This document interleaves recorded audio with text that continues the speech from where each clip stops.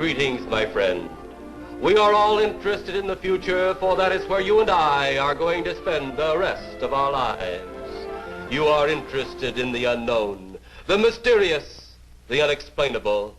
That is why you are here. 10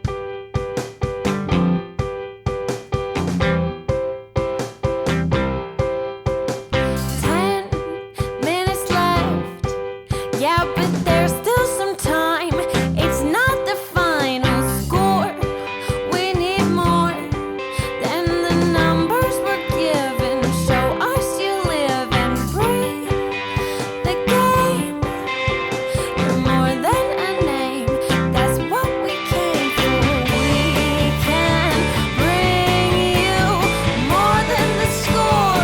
Every story. Let's take this thing off of the field into the real world,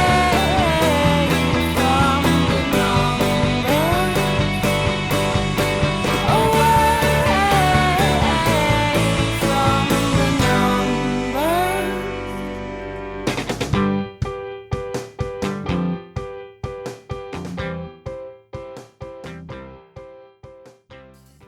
Hello and welcome to episode 325 of the AFTN podcast. I am the Darren Mattocks of the Richmond 2nd Division, Joe DC. Ooh, good call, good call.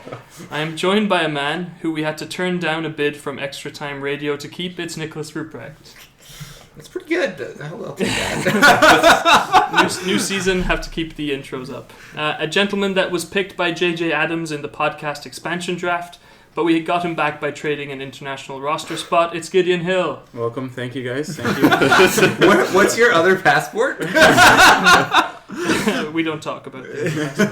And our first overall super draft pick, it's Peter Hicken. Glad to be here, Joe. I pronounced your name right? You did. So Yeah. we will have a pronunciation lesson Oh, later. God. For all, mainly for Nick. Diazzi? Oh, Diazzi. Yeah. Actually, you can't pronounce any player's name correct. That's the challenge today. Gentlemen, opening question. It's a tradition that we have starting from our storied podcast. Inaugural history. I don't even know if we're a year old at this point, but if you had the power to take a retired player and transform him into a 20-year-old to play for the Whitecaps, who would it be? Nicholas. I'm gonna take something that I saw off your Twitter and go Maradona. Oh. That would be fun. Yeah. That would be fun. Would he pass certain Requirements? substance requirements? Probably not. Yeah. And the reffing is so bad in this league. That he can get He away can with get a away lot. with pretty much He can whatever. get away with a lot. Good answer. Peter, what about you? I think I would go with Peter Schmeichel because of my grave concern for the back line. That's true. Some of the saves that Peter Schmeichel No, used to Yeah, make. that's true. Yeah, and he would yell at defenders so Yeah, much. You probably could use that organization. Gideon, what would you go with? I was gonna say Thierry Henry or David Beckham, but the turf would obviously be an issue. So I actually chose Brian Ching, who was one of the more decorated MLS scorers of all time, just because he would know the league rather than some spend all our debuts money on some random guy. I took a very different approach. There's not enough bald players in the league, and I'm all about equality and balance. Yeah. So Alan Shearer should come and play for the Whitecaps. We do need a striker. It's just like kind of as an aside kind of a thing. I don't know if Tim Howard would appreciate your bald comment just Or Bradley. Or He's very much in. Simon. He's a vocal minority. Yes. That's a vocal minority. Let's jump into it, guys. It's been a crazy off season. The first fun off season. Drama is definitely the word to use. We had just to recap. I know all the shows since then have been talking about it, but cast your minds back. The exit interviews. There was quotes flying left and right. There was clicks and all that kind of stuff. No one came out of that looking any good, right? Yeah, and I as tough as that was, I think you kind of have to look past it. But I mean, that was kind of just built up over the last season. You knew something was going to come out of those interviews, and to see that it happened the way it did was slightly shocking. But players have emotions, and they just sometimes boil over. Peter, were you surprised in how direct the quotes and the confrontations were at the end of the day? No, I wouldn't say I was that surprised. I mean, I think you could even tell on the field, just the friendships you saw, off camera and stuff, and I wasn't surprised, but I think it's the state of the Whitecaps right now, at least. It seems to be good considering the circumstances. And Nick, it's helpful that they're all gone now, basically. Yeah, pretty much. I mean, like, but if you want to do that whole culture shift that they've been talking about, well, you have to get rid of everybody. Yeah. Like, yeah, and the famous La Banda, or the group of players that named themselves, and they were very, very close together. Only one person left, and it's Jordi Reyna, who, if I had to pick one person to stay, I would have picked him personally. I don't know about any of you guys, but he's a skillful player in a position of need, and performed pretty consistently. I think he did have that patch like a season or two ago, but. Like I think there's some off-season drama. Coming to last year, but he performed. If you had to pick a signing that made you the most excited right now, who would it be, Gideon? I think Lucas Venuto, coming over from Austria. Difficult league, but again, you've seen him in flashes and highlights in training, just running down the pitch with his, whatever hairstyle that is, flopping about, and that really excites me. He looks like an exciting player and. Similar stature to Teixeira, but I just think he'll be able to combine well with Reyna, and they have that South American flair. Might do some wonders for the Whitecaps. Cornelius? Yeah, exciting signing. Yeah. He was one of the earlier ones too. We had longer to digest his signing. I just think, that's a fantastic signing for the national team as well. Like, if he can get some playing time and he can develop, that's kind of... I feel like that's kind of what Dos Santos' whole... ethos is about, is like taking young people and trying to make them good. Right? Like, good is good, yes. Yeah, I'm going to stick with the young theme as well. I'm excited about Ardays because, I mean, he's definitely gone to Europe and he's had, like, the lows, but he had such a high ceiling when he went to Europe, and it'll be interesting because Montero's been off, like, he will have to play a year and a half. He played for the entire end of the season, so there'll definitely be some time for Ardays to show what he can do. Definitely. I'm really excited about Ingbohm. Just the midfield quality is such a big problem for this team for so long. Not since the dizzying heights of Barry Robson have we had anybody who could get up and down the field. Slava was definitely in their consideration, but I think... Hey, the 3 times he had a shot, they were great. That's true. They were fantastic. Let's go to not really the other end of the spectrum on that question, but who are you the saddest to see go from the big group of players that left? I'm sad to see Marinovic go. I know it's more financial reasons, and the fact that one of the first things that Dos Santos said when he came in was that we shouldn't be using international roster spots on goalkeepers. The international roster spots are assets that you have to manage, so he brought in 2 people that you don't need international roster spots for. So he kind of was a victim of that. But anybody have anyone that they're very sad to see go? I would say Teixeira. Maybe didn't. Yeah, it's the red card last year was maybe a lack of concentration to say the least. But yeah, I think at times he was frustrating, but at times he could really bring you out of your seat, and that's what I enjoyed about him. And maybe didn't light up the score sheet, the previous 2 years, but played pretty well. I'm sad to see Camargo. I mean, I saw that Twitter thing that he posted the other day where he's looking at like the $7 Voss bottles and drinks from the... He's already been appointed the meme king of some Colorado fan page. Yeah, no, he was just so funny. It's just... Yeah, he was really fun. And his role with Davies' development can't go unsaid either. Yeah, I was actually thinking Teixeira as well. I just think, He's been with the club for a while. Yeah. He's been with the club for a while, and he brought a lot, and it's nice to have a really short person out there. Coming from a really tall person. I've noticed. Well, I mean, Watson. I think we have to. Yes. He was a big part of this club. So, am I the only one who has a kind of bitter taste in their mouth with how that whole thing? Yeah, slightly. Yeah. But I'm happy. I'm happy to see him find a new place in MLS, and hopefully he can help Cincinnati find success. Love the player. Love the attitude. I think he's going to struggle in Cincinnati. For on-field reasons, more about how the squad is built, and he is getting a bit older. But I'd be delighted if he proved me wrong. But that's just my analysis at this point, I guess. Lots of players have come in. We could spend the entire podcast going through each deal and discussing the ups and downs. But it's a full reconstruct of the roster. Yeah. The back line in particular has just been blown apart. I think Jake Nowinski is the only person, and Levi's as well, but he's currently injured, which is going to bring us to the match preview later on, where we have to figure out what kind of formation that the Whitecaps can play with no left back, potentially. But we'll cross that very depressing bridge when we get there. All the players that have come in, it doesn't seem like they've used all of the Davies money completely. There's a lot of options to buy and those deals. I'm personally a big fan of that option to buy option, because if it doesn't work out, you just send them packing, and if they do work out, you have this pre-negotiated deal that you might pay a little bit of a premium on it just to get that that option, but it's a very good way to do business. Anyone have thoughts on that? Cough, Jordan Much. Last year. That is a do not trigger the option. And I think on the flip side of that was Teixeira, right? Mm-hmm. And Sebastian Fernandez had the same thing too, but they didn't go for him in the end. So, I mean, I think for MLS, especially with the salary cap, that's a really good way to approach building your squad, because otherwise you might end up with, some overaging superstar that really isn't performing for you. Portland is one of the teams that have done that expertly. Like last year, they had 4 or 5 guys that were on loan options, and they bought a couple of them this year, but just look at the success they had with those guys. It seems like even outside the MLS, that seems to be a more popular thing to visit, right? It's kind of a no-lose situation. Maybe if the team wants to really get rid of a player, they don't go for that, but it seems like a very intelligent way of doing business to find good fits and things like that. The whole team has gone through... It looks so different from the last game of the season. Are we concerned that the dynamics in the squad won't be completely established in terms of who's the leader, what role people play in the dressing room? Any concerns on that front? Yeah, absolutely. I mean, essentially, this is an expansion side from my perspective. The players keep saying that too, but a lot of people read that as they're absolving themselves of any expectations. Yeah.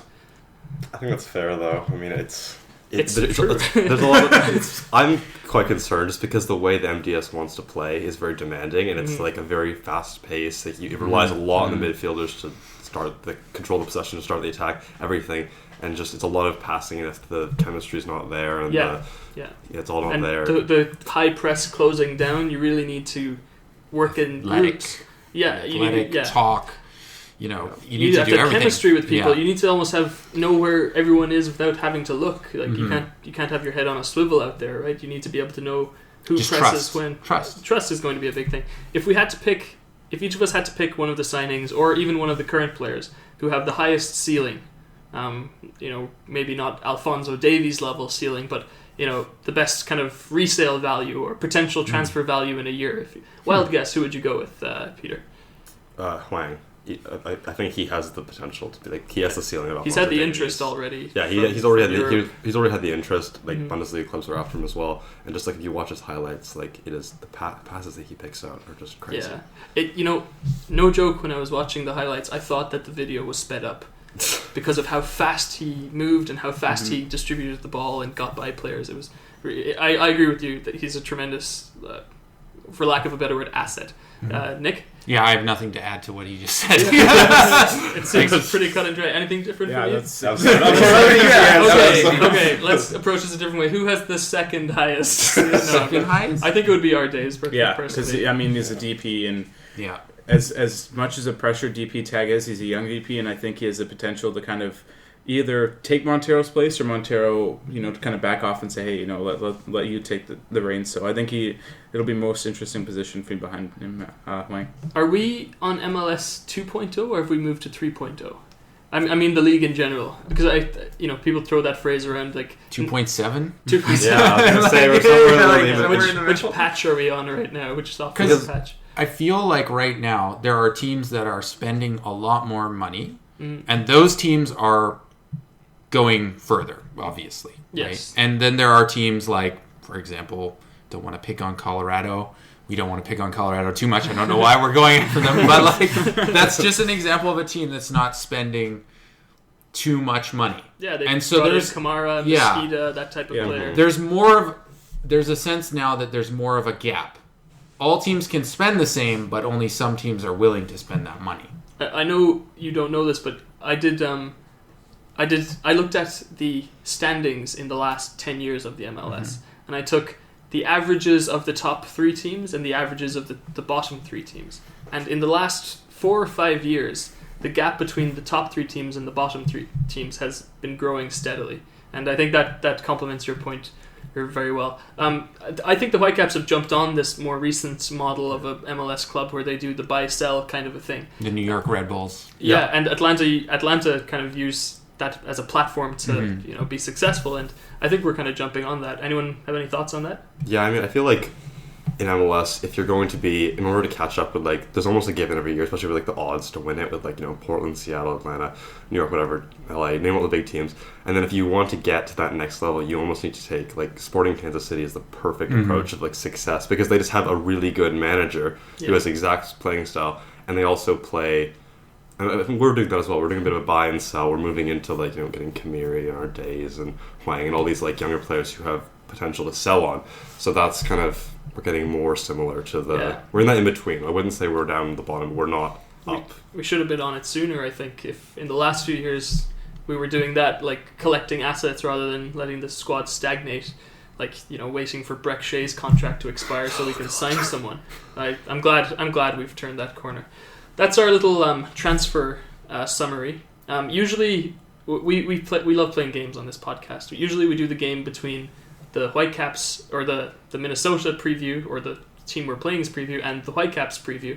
But we're going to move it forward today because I'm just too excited. I've been waiting for months to play. Me too, Who I Am. So without further ado, this is this week's Do You Know Who I Am?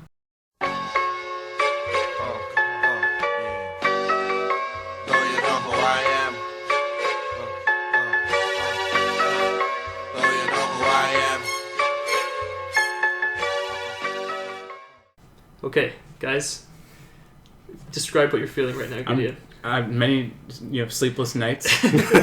Nerves is through the roof, and especially with Peter here, lowers my chances of being able to. And Nick, you've gone through this before. Yeah, I feel like I'm just ready to die. And Peter, you've never done this, but no, I don't. But I'm already sweating. Throw him into the fire, gentlemen. This week's Do You Know Who I Am subject is someone we're all familiar with. Okay? That's not even a clue yet. Okay. Clue number 1. I started my career at Wolverhampton Wanderers. It's my favorite club. I would say I picked it because of that, but I just made that connection. Okay, I started my career at Wolverhampton Wanderers. Okay. I have played for 2 MLS teams, both in the Eastern Conference. I've represented Wales 52 times.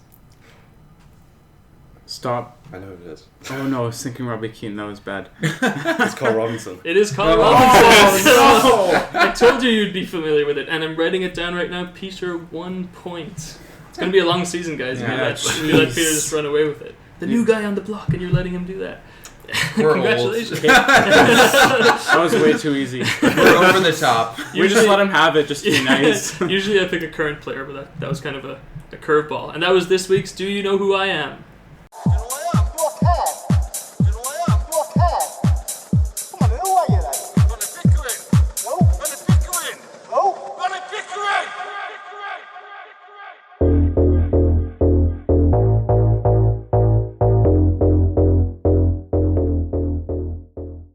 Okay, guys, let's jump into previewing Minnesota. It's hard to preview a team in the first week of the league, right? It's tough because, just like the Whitecaps, we have no idea what any team is going to look like.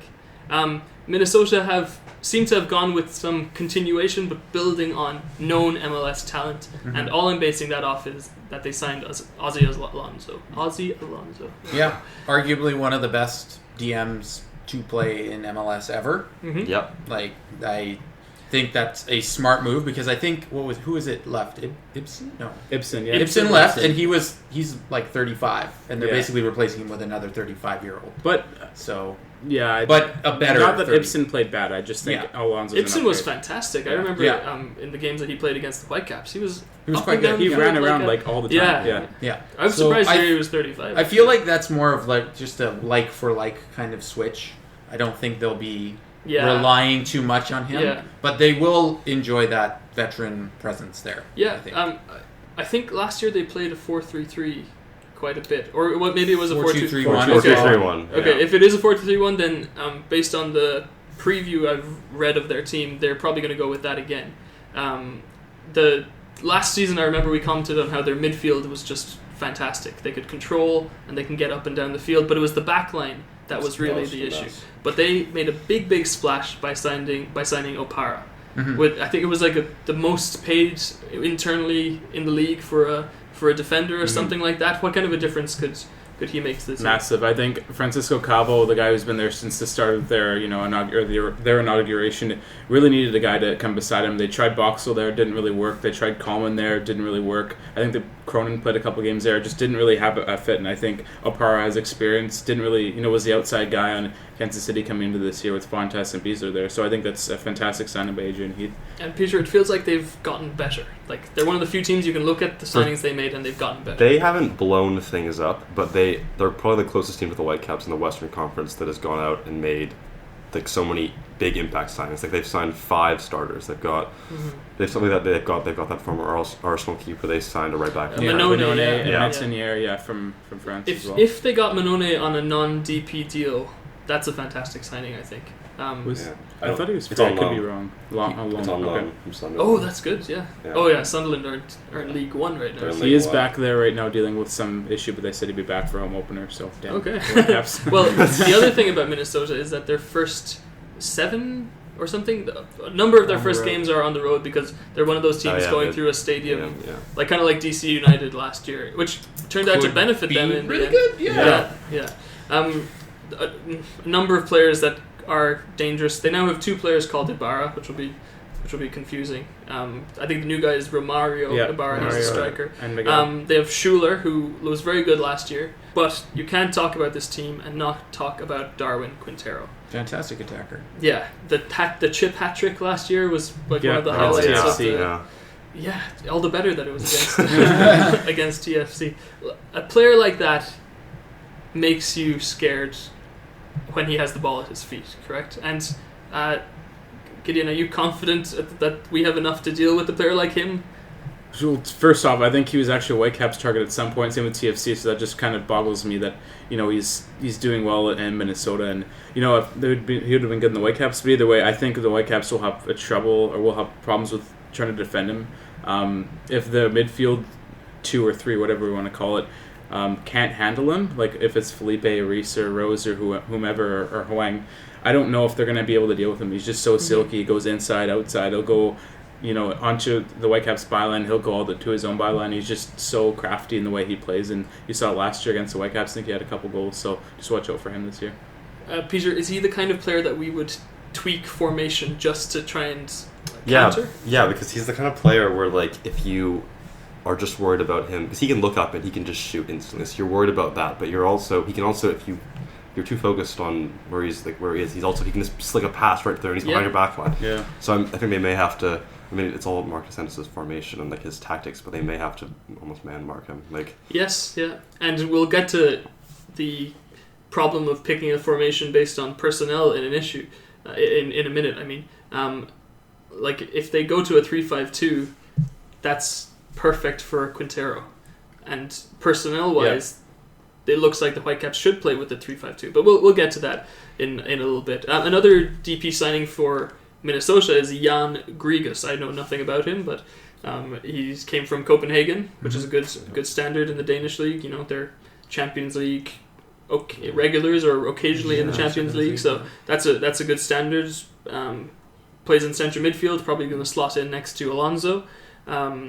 Other stuff about Minnesota, they haven't had the best preseason either. I think they scored maybe 2 or 3 goals, and that's it. They're similar to us because they haven't conceded a lot, but they've really been trying to advertise that whole clean sheet thing on the back line. But they haven't they haven't scored a lot. The preview I read had Boxall starting at centre back. That's what I think. I don't know.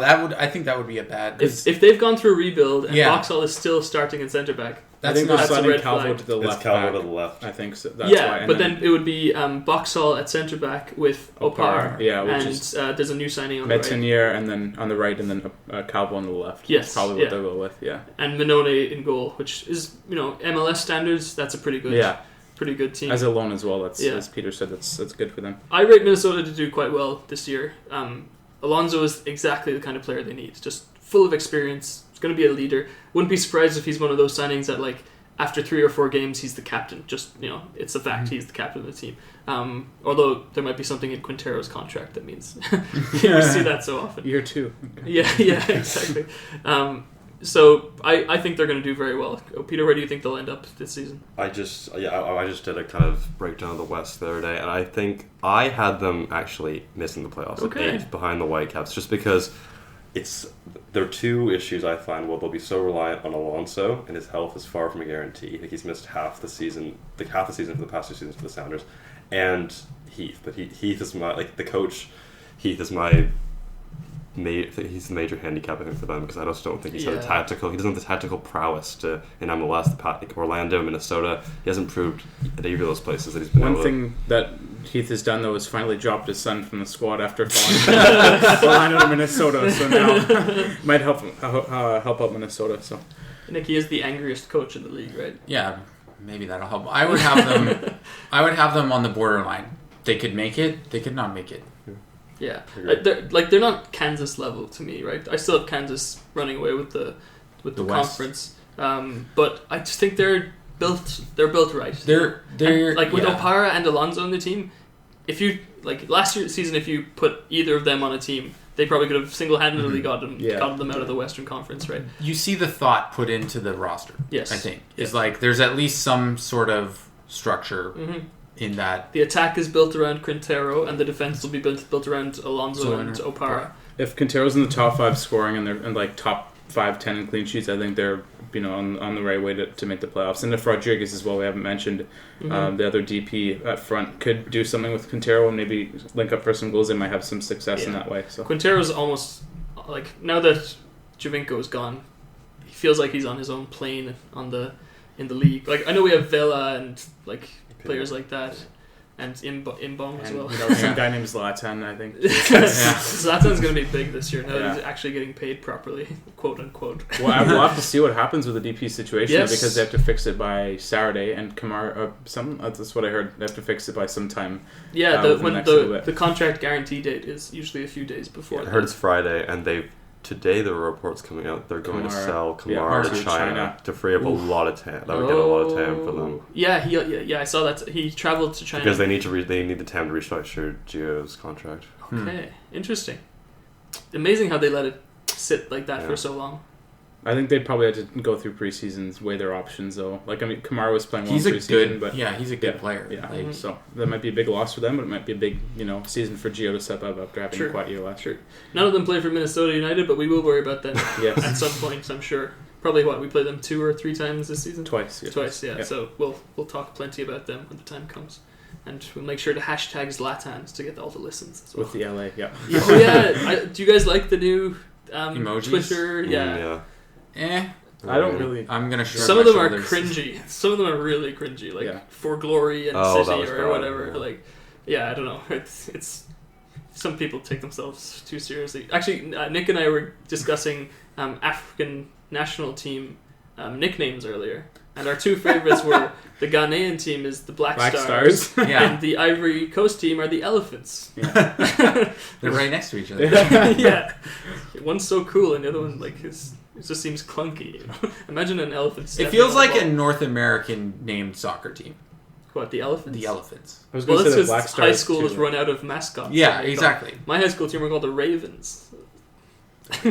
They are smart birds, I guess. But anyway, this has gone on too long. Let's talk about the Whitecaps. Part 3 of the show. Finally, we're talking about the Vancouver Whitecaps. We've talked about all their signings. Let's just kind of briefly talk through the preseason. Hawaii. It felt like a mess to me.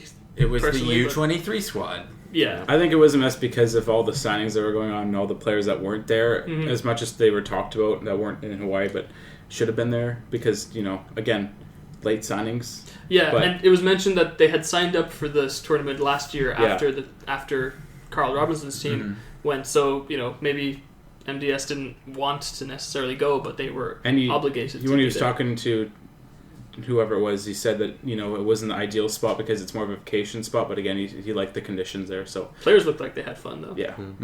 I wouldn't mind. And I mean, it gave a number of younger people a run out. Yeah. I think it was David Norman Jr. was the only one who scored for us there, right? Yes, sounds right. Yeah. And The scorelines were a little bit misleading because it was mostly when the youth players came on that they lost 3-1 and then they lost 1-0 or something. But then California came, and Nick, do you feel like the team bonded a bit better at that point?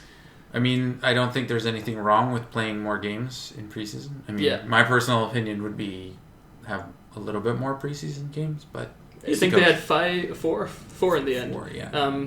Peter, do you think that the team has had enough time to gel?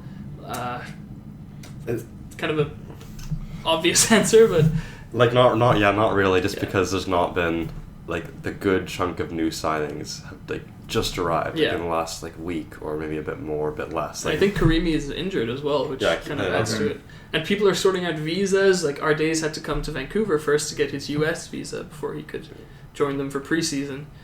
We didn't actually see any of the games because there was no streams. That's disappointing. Yeah, but did you like PC's goal?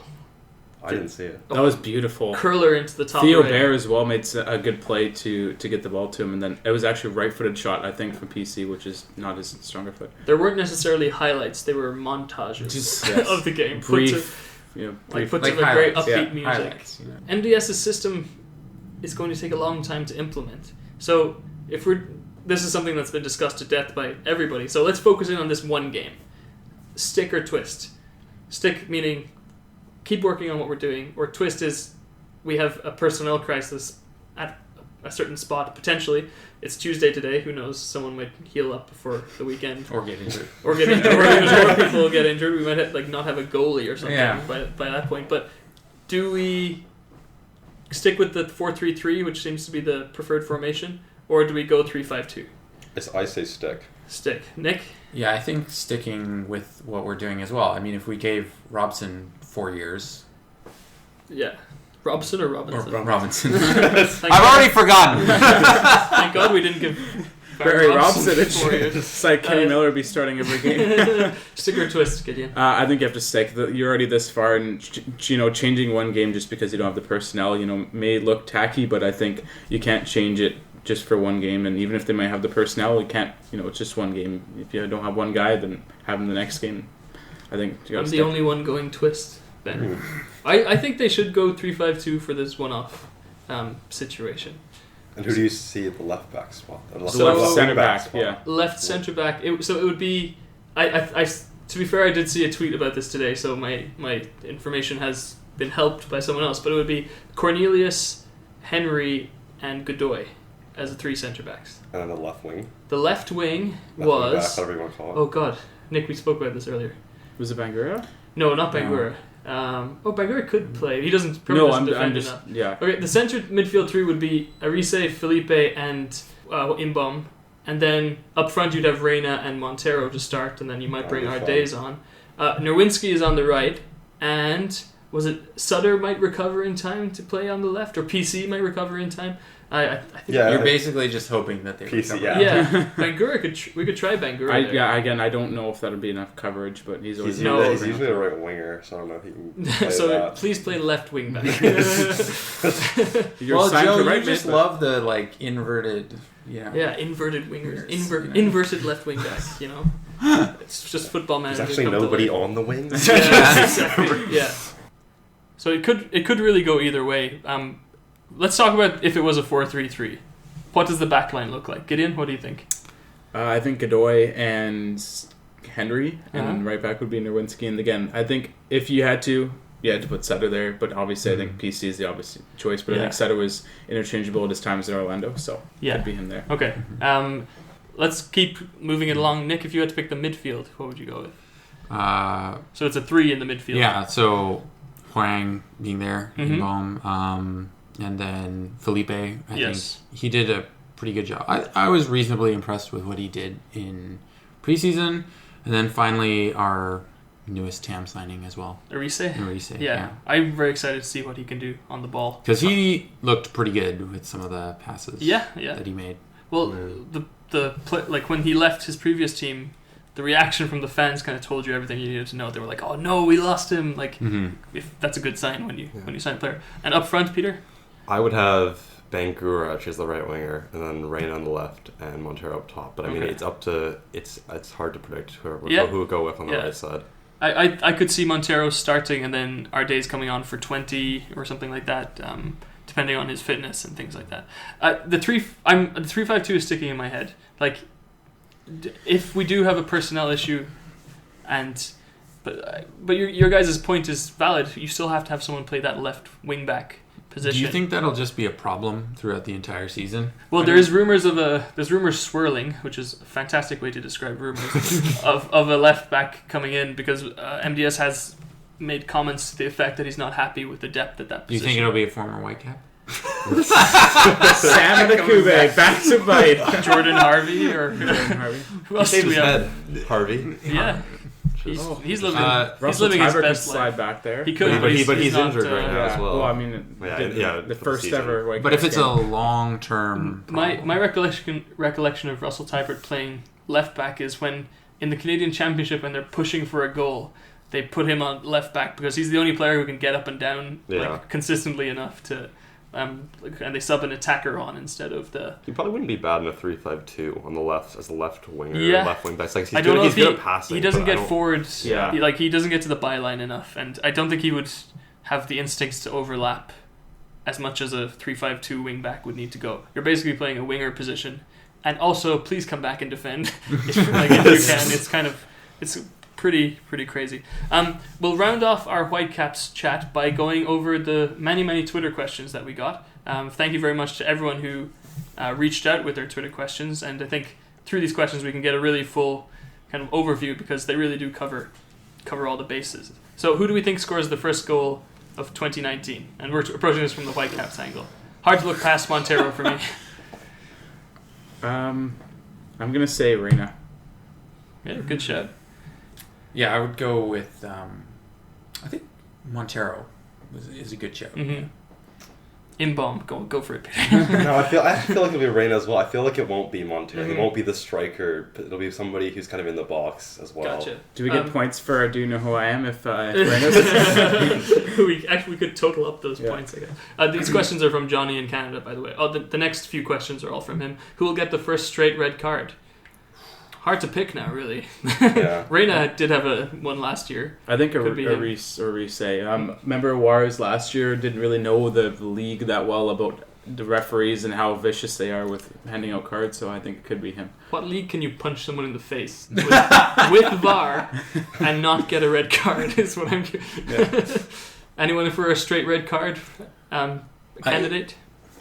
I think it'll be Godoy, actually. Yes, good shout. That's who I think it'll be. Yeah.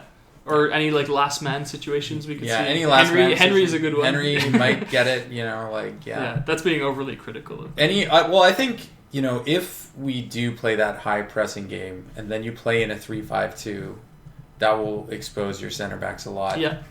And if you're playing against Minnesota, a team that would enjoy to have all that space behind you to run or pass or dribble. Yeah. Johnny also asks, will Zach Meisenheimer, the AFTN contributor, will he call Freddie Montero by his name? Because he famously just calls him the Colombian because he played for Seattle. No, I don't think they will. I don't think he will. No credits to. That's pretty unanimous, Johnny. Sorry.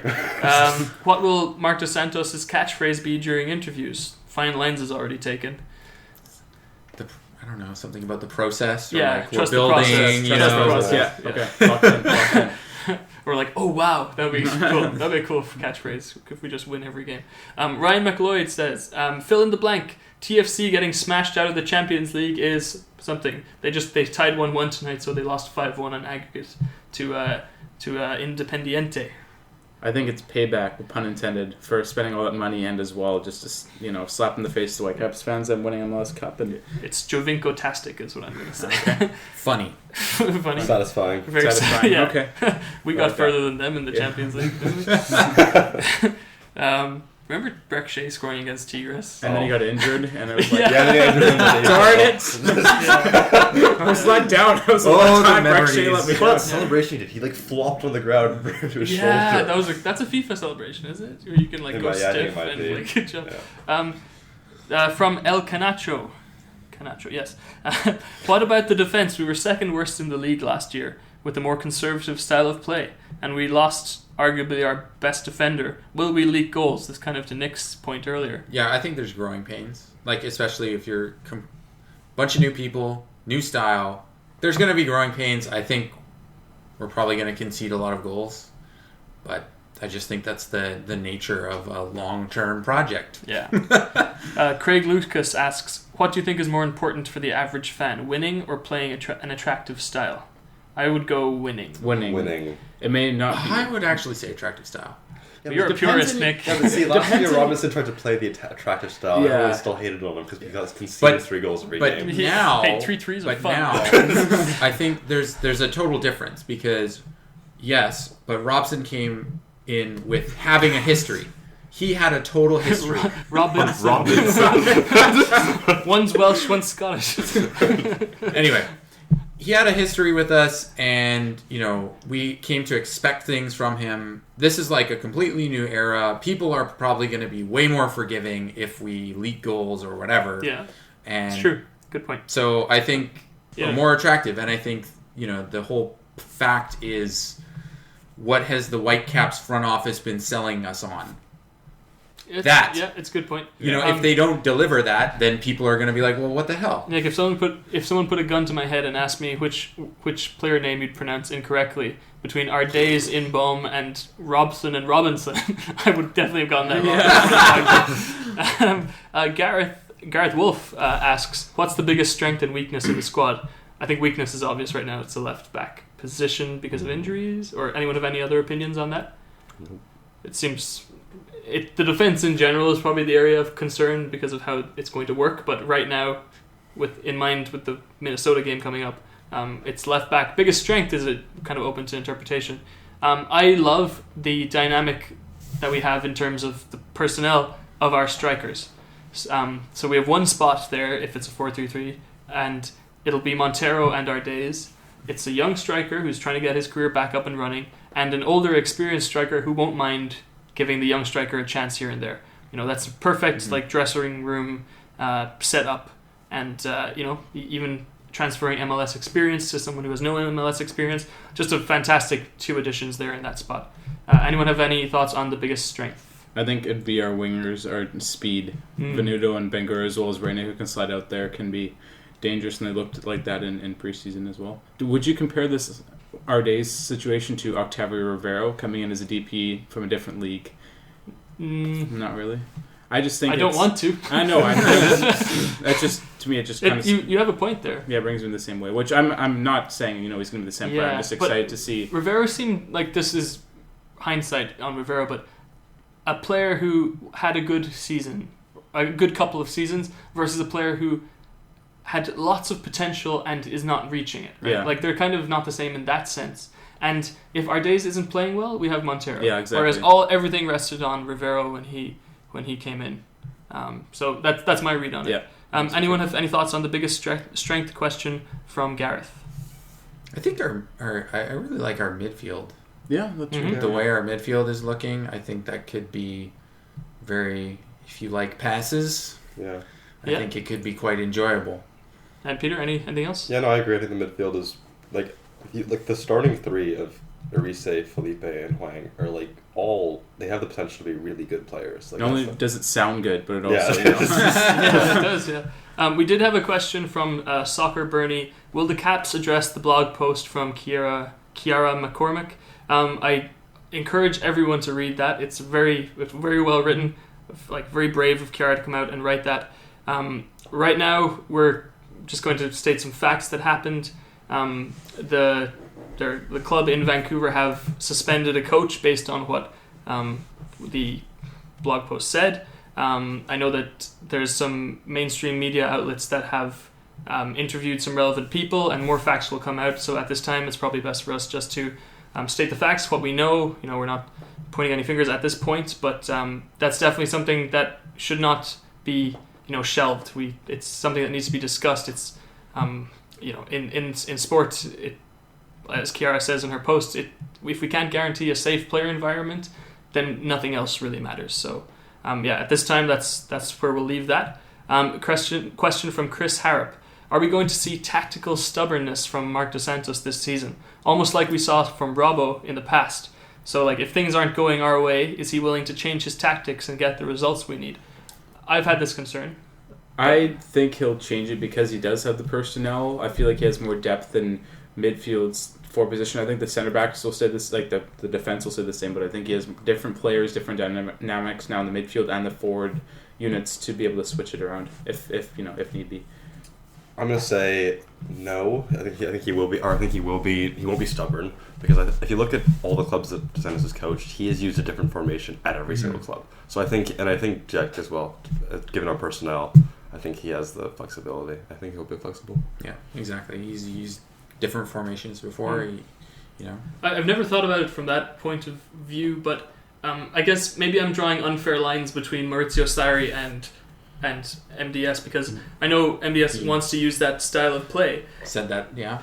But the problem with Sarri is he refuses to change it, right? So people shut down the number 6 position, which is Jorginho and would be Arise for the Whitecaps, and that's really limited the success that Chelsea have had. It was fantastic at the start of the season. I think they won like 10 in a row or something like that. But it did concern me at some point, but only time will tell. Just hopefully our keeper will actually sub off if we ever that have situation. Yeah. Did you see Zach McMath going like, no way? Last question for now. Based on preseason form and pure gut instinct, which of these players are likely to hit 10 goals this season? Bangura, Venuto, and Ardays. I think Venuto is going to hit 10 goals. Nick, anyone in that list? Go with Ardays. Yeah, I would agree with Ardays. Peter? Yeah, I think our days is a fair show. I think Bangura will get a lot of assists, but I don't think goals. Mm-hmm. Could be. Yeah, he seems like more of a setup kind of a guy. Yeah, more of a pass. I think both of the wingers are really speedy and they're going to come behind and pass it. I really wish we saw more of the preseason, from a stream or something. Well, LAFC's game was live too. Like they had fans in the stadium. And you think they wouldn't have? What's with the LAFC had like 3 or 4 home preseason games? Like, what's up with that? We can't have a preseason tournament BC players. They spend so much on players that they can't afford to fly the team anywhere. Cool. Let's get our predictions in. So this is for any new listeners and for Peter, our new member of the podcast. If every game we all come up with 3 predictions about stats. So it could be a player scoring a goal, how much percent possession one team will have, but there's kind of a grace gap there. If you get within 2.5%, we give you a point. So week to week we total them up. I came first last year because I guessed that Wasson would have a yellow card every game, and it basically worked out very well.